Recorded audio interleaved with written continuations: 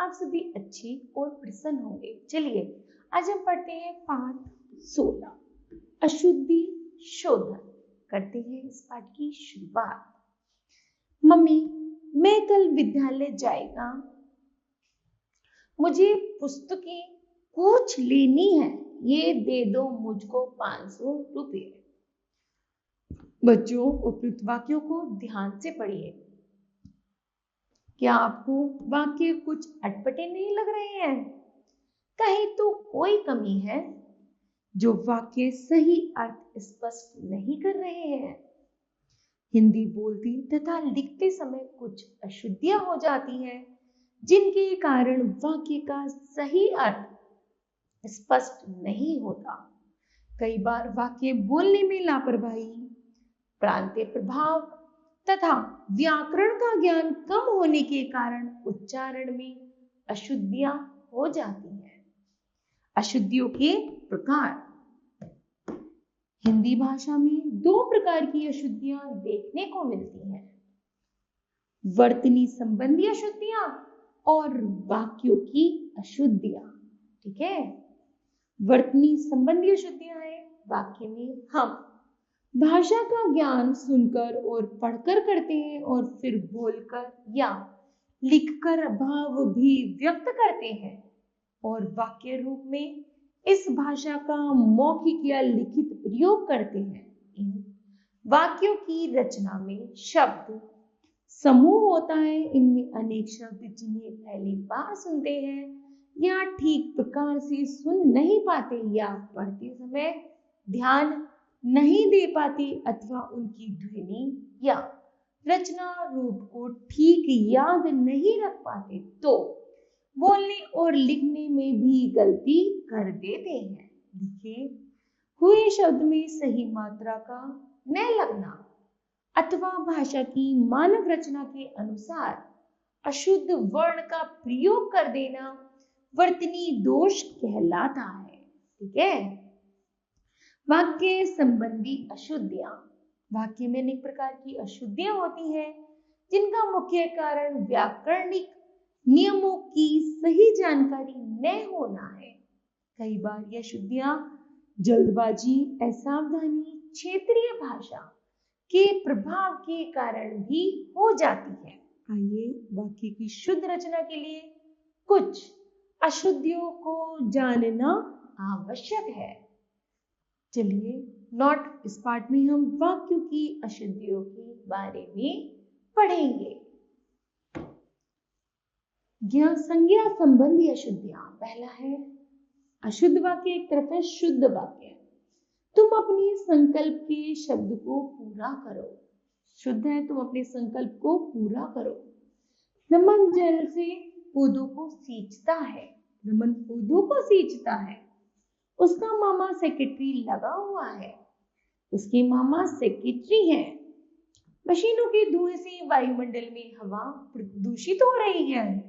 मशीनों के धुएं से वायुमंडल दूषित हो रहा है।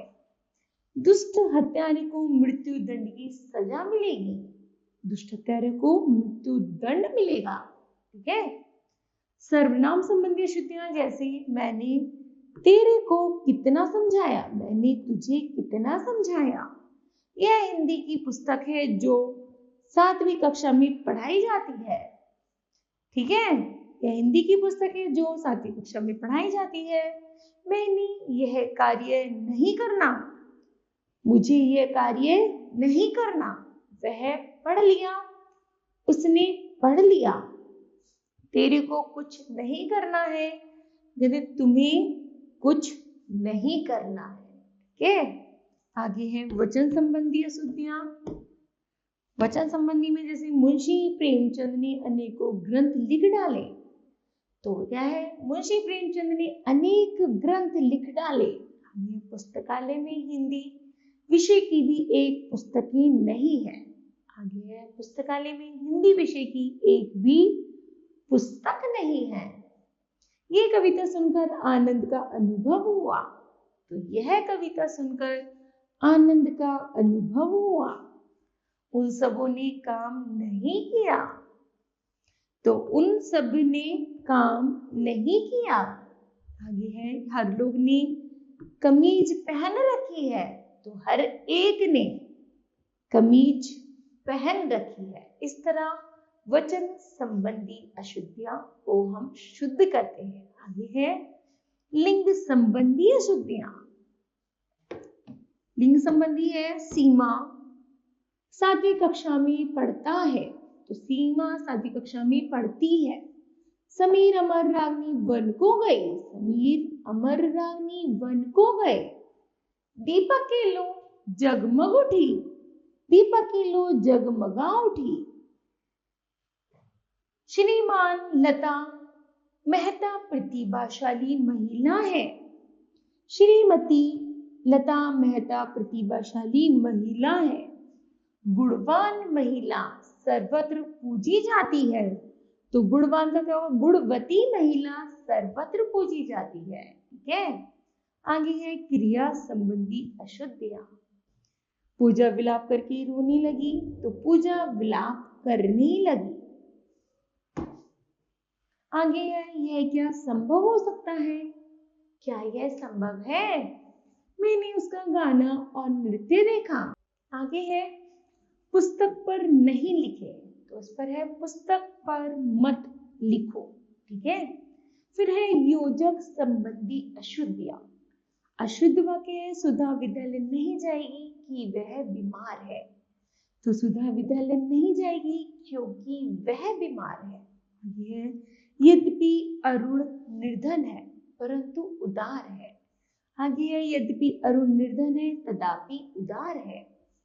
आज अवकाश था अतः इसलिए समृद्धि नहीं आई। आगे है आज अवकाश था इसलिए समृद्धि नहीं आई। ना तो वहां रमन था ना राकेश। शुद्ध है ना तो वहां रमन था ना राकेश। नेहरू जी ने बोला था आराम हराम है।